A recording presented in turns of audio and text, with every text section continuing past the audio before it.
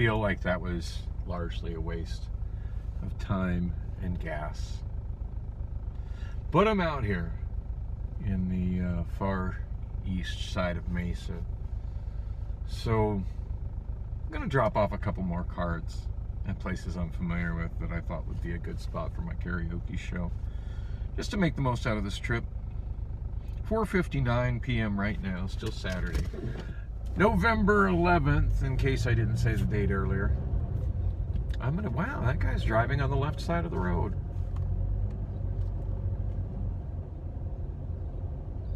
It blows my mind how people think that that's an okay traffic maneuver.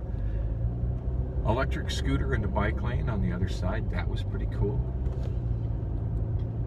I don't recall having ever taken this arterial street here, residential arterial street, so I'm just using it to see how functional it is.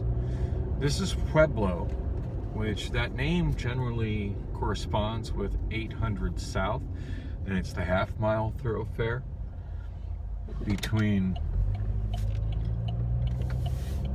Broadway and Southern, but as you see, it winds and doesn't go straight through on its regular alignment, and ended at this street, and I didn't see what the hell the name of this street is, so I'm about to find out.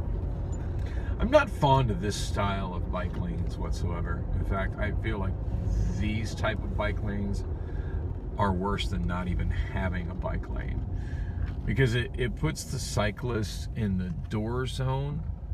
Okay, this was Revolta, and now I'm at 72nd Street. I just turn right, because I'm generally wanting to go south from here. Yeah, it encourages cyclists to ride where they will potentially get doored by parked cars, and also encourages people in motor vehicles to pass at an unsafe distance, because it doesn't provide any kind of protective barrier between the bike lane and the traffic lane. Whereas if you just simply don't have a bike lane on a street like this, cyclists can ride in the traffic lane. If there's a motor vehicle coming up behind them and there's nobody parked in the parking lane, they can easily drift over to the parking lane so that the person behind them can pass them safely. And if there are people parked, they can stay in the traffic lane, which will encourage motor vehicles to safely pass them as they would any other vehicle. That's my opinion on it anyway, as somebody who has spent a lot of time both driving and cycling. Not sure what this light is, but I don't think it's power. Oh, it's just an entrance to a fire station.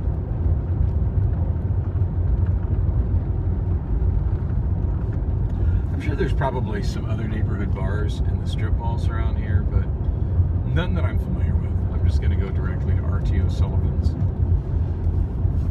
Have probably a super quick conversation with somebody behind the bar and pass my business card on. By the way, while I was at the bar, and I guess I haven't really said what all happened over at On the Green, and I'll get to that, I did finally send an email to Sean at SongbookDB, just apologizing for not returning his last email to me when I had got a warning that my payment had not gone through, an automated warning that my payment to them had not gone through for my PayPal. It's only $7 a month. It's a really nominal amount of money. And even as tight as my funds have been since July, $7 wouldn't have made or break me any month. But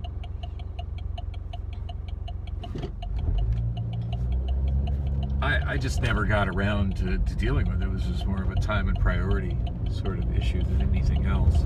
And just not wanting to deal with whatever bullshit I need to go through to try to straighten up my PayPal account, which is something I really do need to do.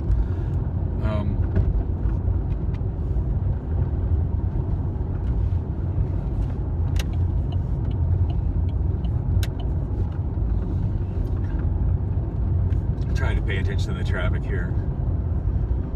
Power Road is another very strody kind of stroad. So a lot of awkward lane changing going on behind me as I'm trying to get across the 60 freeway. Also known as the Superstition Freeway, although I don't hear a lot of people calling it that these days. When it was built, it was actually Arizona Route 360, because US 60 back then used to be Main Street going through Mesa. Got a yellow cab on my left. It's not yellow, it's black. I see quite a bit of that these days. I still find that bizarre for two reasons. One, why would a yellow cab be any color other than yellow? And two, why the hell would you want a black car as a cab in Phoenix? That's just asking to be uncomfortably hot and unnecessarily overwork your air conditioning. There was a time I was actually thinking about going with black cars for express cab. I had this vision of putting the express cab logo on the side in white reflective vinyl on a black cab, and it would have looked absolutely amazing and would have been great anywhere but Phoenix. It's just simply too hot here for black cars. And when I mentioned that to somebody else, that's what they told me. They're like, are you out of your mind, Dan? Do you realize how fucking hot it is? I mean, look at all the shit you go through right now trying to keep your air conditioning and your cabs going. And I'm like, oh yeah, you're right. What the fuck was I thinking? And the thing was that I had a cab that was two-tone gray and black, and it was a struggle to keep that one comfortably cool inside. Turning right on Superstition Springs Boulevard, this kind of specialized local street that winds through this area. The first bank building that I just turned by on the right-hand corner, I don't think it's the same building that used to be the TGI Fridays. It might be, but I don't think it is. But that corner right there is where the TGI Fridays used to be, where I had my karaoke show. And on the left is RTO Sullivan's. So my karaoke show used to end at 1 a.m. And generally speaking, the bar closed at 1 a.m. And it was a pretty common thing for a lot of my crowd, as well as the staff over there, to try to get closed out as quick as we could and come over here to RTO Sullivan's for last call.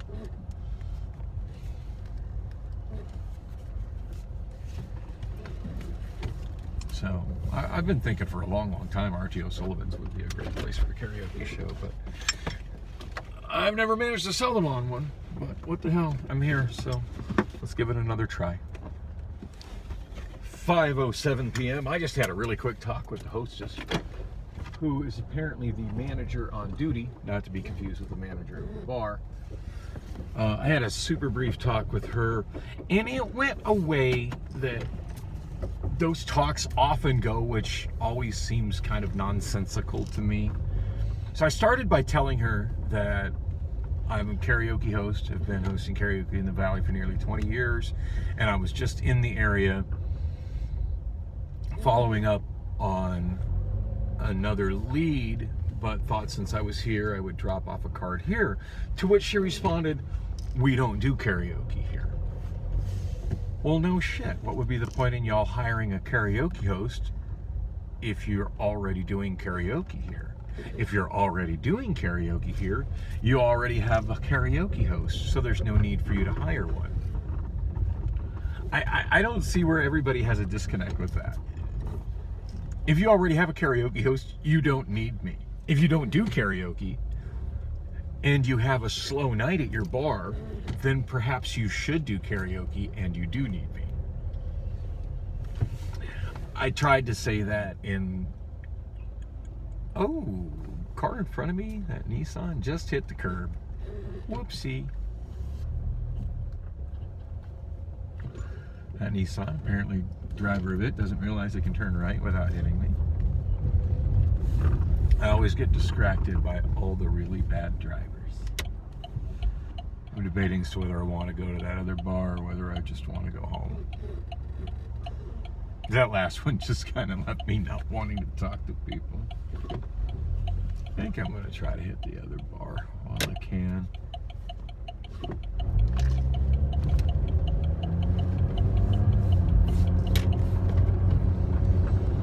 So I tried to basically explain that to her briefly without sounding condescending. I'm not sure if I accomplished that, but I think I did. And she said that she would pass my card on to her general manager. Maybe she will, maybe she won't. Maybe he'll contact me, maybe he won't. I'm not good at sales. I'm really not good at sales. I wish I could find an agent to book me gigs, because I'm damn good at hosting a karaoke show. I just wish I had somebody else to book them for me. And if anybody's interested in doing that, hey, reach out to me through the comments, please. If anybody knows somebody that would be willing to be an agent or can point me in the direction of that, hey, throw it in the comment section. That would be helpful too.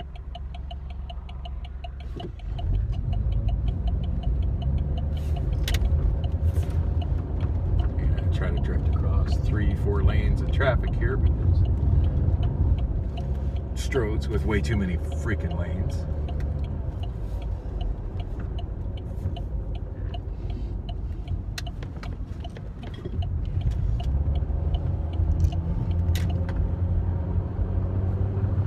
I thought for a moment this on-ramp was metered, but it's not.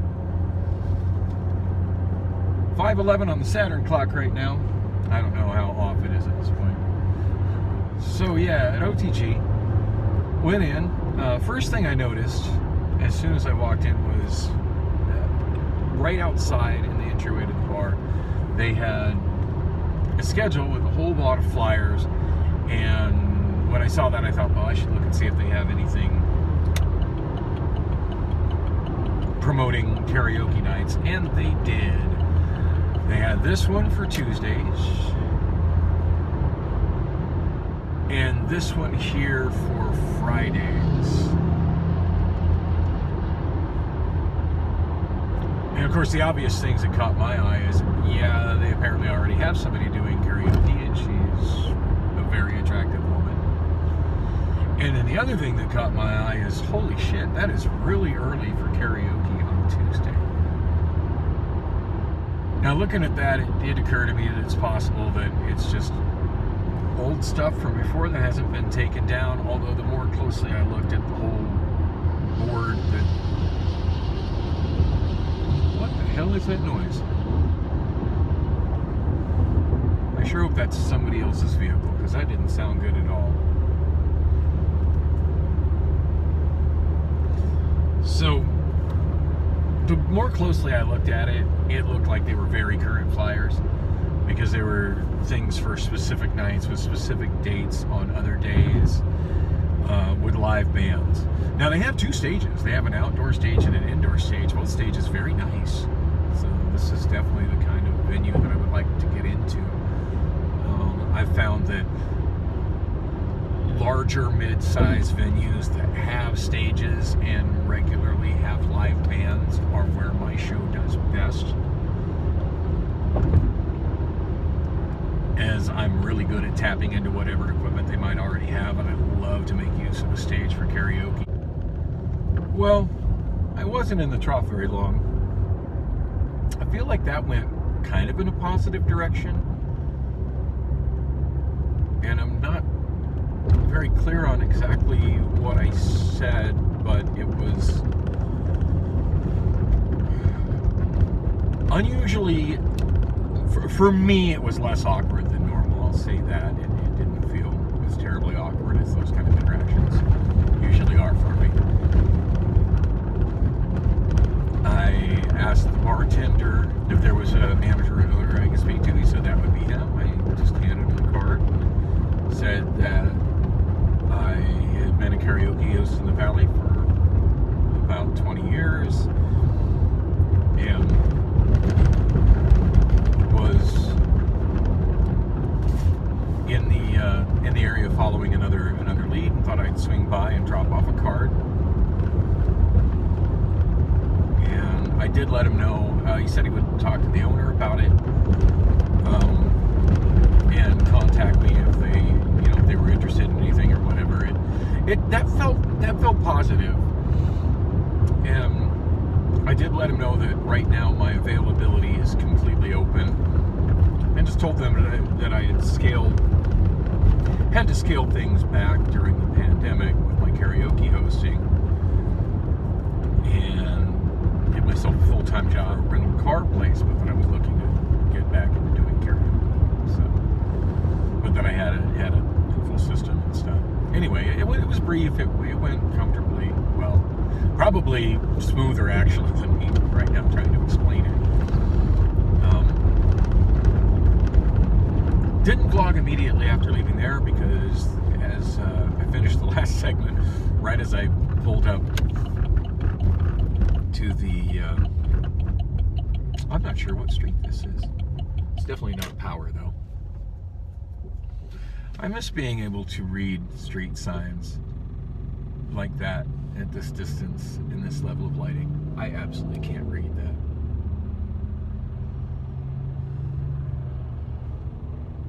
I think I'm in Sossaman. It's definitely not Power. I know I'm going to Power and making a left. So.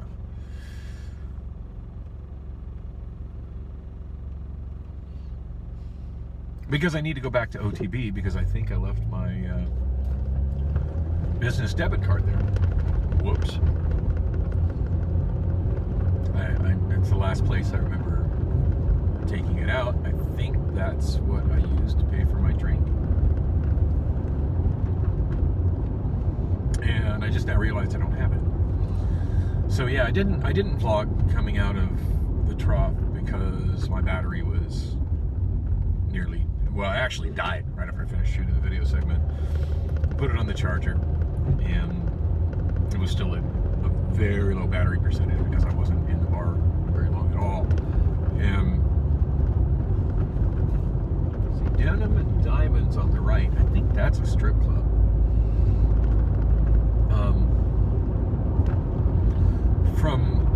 From there, I actually called my friend Donk, whom I haven't mentioned on my blog in a long time, but Donk called me out of the blue about a week ago, and I can't remember, actually it was a little over a week ago, and I can't remember why it was that he called me. I think there was something specific he was asking me. I don't think he was actually calling just to check in and see how I was doing. But now I don't remember exactly what it was he said. But we ended up chatting for a while. I mean, I've been friends with Don for a really long time, and although I hardly ever see him anymore these days, I think this is Power. Yeah, this is Power. That Chuck Smart used to be a Kentucky Fried Chicken, if memory serves. Yeah, the corridor in this part of town along Main is really become a bit of a ghetto of sorts. So, what used to be fast food places are now check cashing places. Although I see a Wells Fargo branch on the left. That's when you know the neighborhood has hit rock bottom, when they replace all the banks with check cashing places. So, and there's a salad and go on the left. That's a fairly good sign. It just seems to be kind of a swath of ghetto along Main. Like once you get on either side of Broadway to the south or University to the north, the area seems to get better. So that's really bugging me. I can't remember what it was that Don called me for, but we talked for a while. And of course I asked him if he was, back to hosting karaoke, because I think the last time I talked to him, he didn't have a karaoke show at all. And he said, yeah, he was over at Woodshed 2 Saturday nights. And it was definitely over a week ago, because I remember telling him that, yeah, I was working the weekend at Factor and wouldn't be able to swing by to check out a show. But tonight seems like a good night to check out a show. It starts at 9. It's about 6 o'clock right now. So I got 3 hours to kill time in the East Valley between now and then. The Woodshed 2 is located. That was a place the last time I was actively looking for karaoke gigs. That was one place I went to quite a few times and dropped off cards at It's located very near where Doc lives, which is great. He found a gig so close to home. But it's located at Dobson and I forget the cross street. Dobson and University. So definitely on the way back to home and back to the Wander Inn. Now Priscilla did say that I should come over to her place and she'd make dinner after I was done, but I don't think she took into account just how far away these bars are from where we live, and how if I'm actually out this far, I'm going to try to make the most of my gas and go to other places that are in this area rather than just all the way out here and back for nothing. And I missed the light.